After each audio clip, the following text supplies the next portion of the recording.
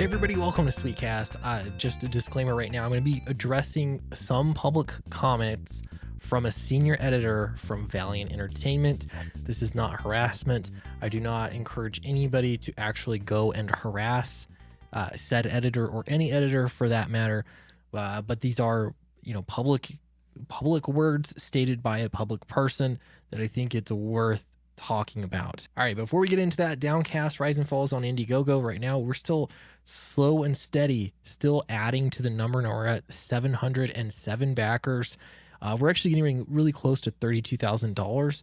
And I got to see here where let me see. I got stretch goals down, way down here. Let's see. 35,000 is a foil stamp. So that's really not far away at all. Just a little over $2,000. So if you haven't backed it yet, check it out. It's in the link in the description below. All right. So a senior editor, I guess. I don't know how many senior editors there are, but there's a senior editor at Valiant Entertainment, Heather Antos. That's the one and only time I'm going to say her name. Senior editor at Valiant Comics made some public tweets.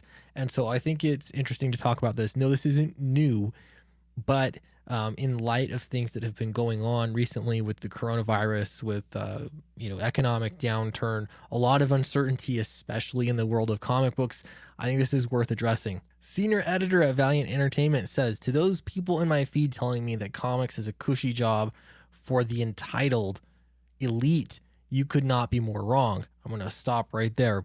This is it's a job that many people want. A lot of people want it very desperately. Okay, any job in comics, anything, any even little thing comics, there's so many people that want to do it so badly.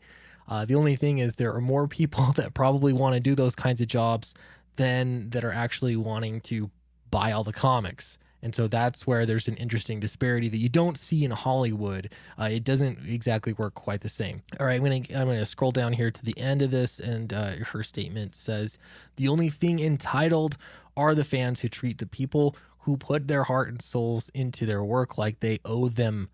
All right, so there's a few things going on here. This gets really complicated. One thing, first thing, there's not just like a group of people that call themselves fans, or you can just call all fans that they all think this way. I know it might feel that way if you spend too much time on Twitter. I think that is actually the problem. Spend too much time on Twitter. Get off Twitter.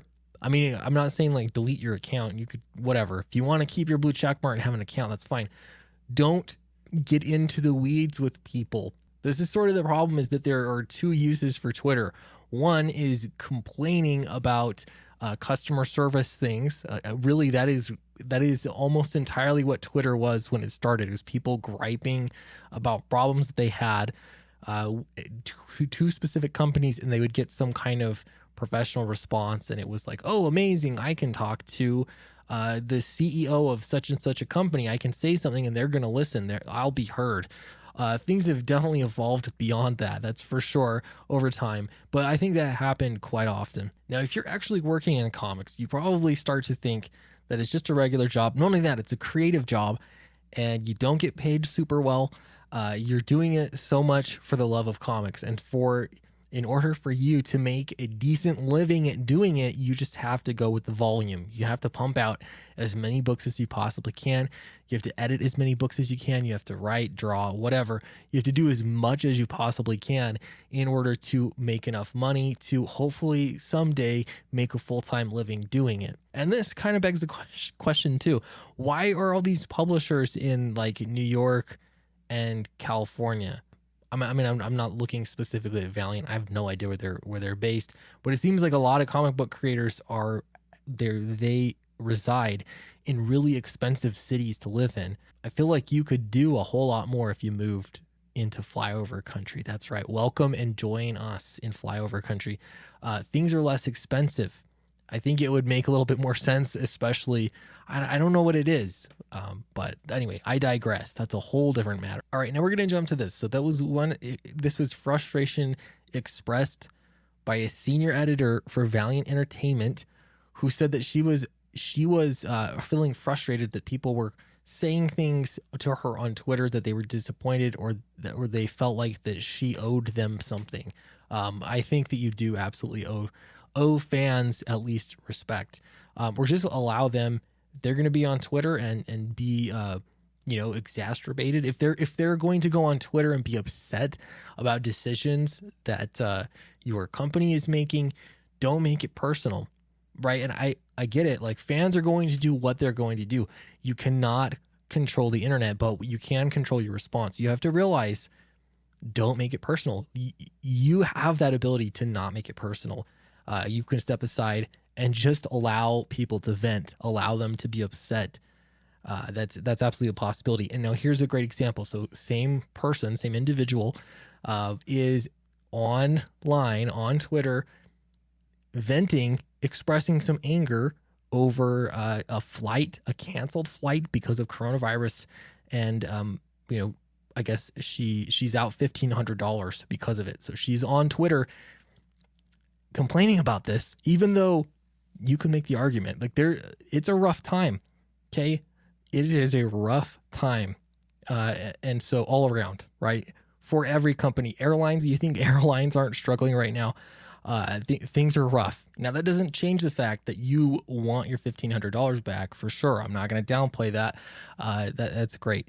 But the thing here is, you're using Twitter. You have to realize you're using Twitter thinking of yourself as a customer. You're going to Twitter to complain, to it's almost like speaking to the manager, except on Twitter, speaking to the social media manager, and then you hopefully can get heard. But what you're not seeing is that this is literally what fans are doing when they are upset with decisions that Valiant Entertainment makes. They're taking to Twitter to complain, just like you do yourself. All right, so it boils down to this. I was on a live stream Sunday, actually, with Sci-Fi for Me. We had a great discussion. We had some retailers on. It was a really enlightening discussion. One of the retailers, I want to say his name is Justin. I'm drawing blanks right now, but as a retailer, he said that for him, it was important to know his role. He wanted to know from Marvel and DC, basically from the industry, what is his role? Is he the customer? As a retailer, is he the customer of these publishers, or is he a partner? Because they keep switching the rhetoric, as to is he a partner? They're going to make money together, or is he a customer and they're just interested in selling to him? He said that he could work either way, but he needed to know his role. He needed to know exactly what it was that he was going for. And I understand that. That makes a lot of sense. The same thing should be said for every single person working in comics. You should take a moment and think about what your role is. Think about why you have a Twitter profile and why you have a blue check mark. What is the point of that? Is it so you can air your grievances on Twitter, or is it because you somehow represent a company, you represent the industry, you represent a little bit more? Am I saying that you can't have it both ways? Yes, basically, you can't have it both ways. Which is why, like, for me personally, it's been a bit of adjustment to start thinking of myself as a creator versus a commentator. Obviously I do both, but I think there's a time and a place. When it comes to YouTube, this is where commentary happens. When it comes to the comment section, comes to Twitter, things like that, you have to bow out. You have to. It's not that you don't have to have presence there, but you have to realize that it's not made for you. No, isn't that like one of the famous phrases that a lot of people in comics like saying? It wasn't made for you. The platform is whether it was made for them or not, it is owned by customers. It's owned by people that will just want to air their grievances online. That's what it comes down to. And all those are public. They're all public. So yeah, as a Valiant Comics senior editor, I would say it's probably a good idea not to be on Twitter so much, or be on there, but just don't respond. Like, just allow people to vent, because that's going to happen when you are a senior editor at Valiant Entertainment or an editor anywhere else in comics. It's just not the same. It's not personal. It's not a personal platform. There's more to it. All right. So beyond that, Valiant Comics are told pencils down. Now, the question mark. Yeah, this is unverified, but it's still going out as news from Bleeding Cool. Here's what I think is happening. I think with many of the publishers right now, they are all trying to figure out what's going on and how long everything is going to take. It was as soon as just a few days ago, I still heard people saying that all the quarantine stuff was just going to last about a week or so. It's not going to last about a week or so, guys. It's going to last a long time. I don't care what your thoughts and opinions are on it. The economic downturn is going to last longer. And I hope by the fall things are back to. I'm not saying that everyone's going to be quarantined that long, but I'm saying the economic aspect of it. I hope by the fall things are picking up for comics, and the industry has changed in some important ways, and that things get better, or that there's at least a little bit more hope. Right now, though, I think the key is just innovation. All right, so my point here is that I know that Valiant Comics is going through some rough times, and they've even said that they're not paying editorial because they can't make money, and so they've basically put a stop on the publication of comics for the time being, or something like that. And again, none of this is super set in stone. I suspect each week that goes by, there's going to be more official announcements coming from many independent publishers.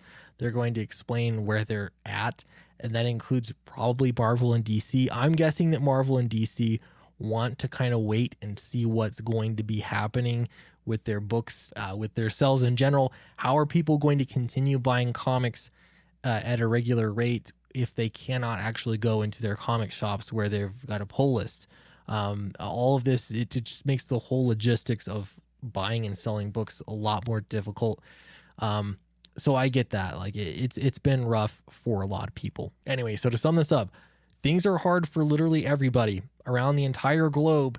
Things are difficult for business everywhere. There are only a few select businesses that are doing well or getting a bump in business, maybe like grocery stores. But at the same time, they've got difficulties in their business for other reasons, right? It's not a sustainable demand that they're getting. So life is hard right now for literally everybody on this entire planet. So just remember that your problems are not so special. Second thing is that know your role. Twitter is either going to be used for you as a customer to complain about things and get very personal online, or it's going to be a place where you are the professional and you're listening to those complaints. You're on the other end of it. If you are doing both and you're trying to straddle, things get very difficult, and it's no wonder why it just causes needless disagreements with random people on Twitter that you don't actually know personally. And yet I think we can all agree that they should still be able to have an opinion. So I guess those are the points I really wanted to make here. And then last but not least, of course, Downcast. This is volume 2. Arise and Fall is live on Indiegogo right now. Check it out in the link in the description below, and I will see you next time.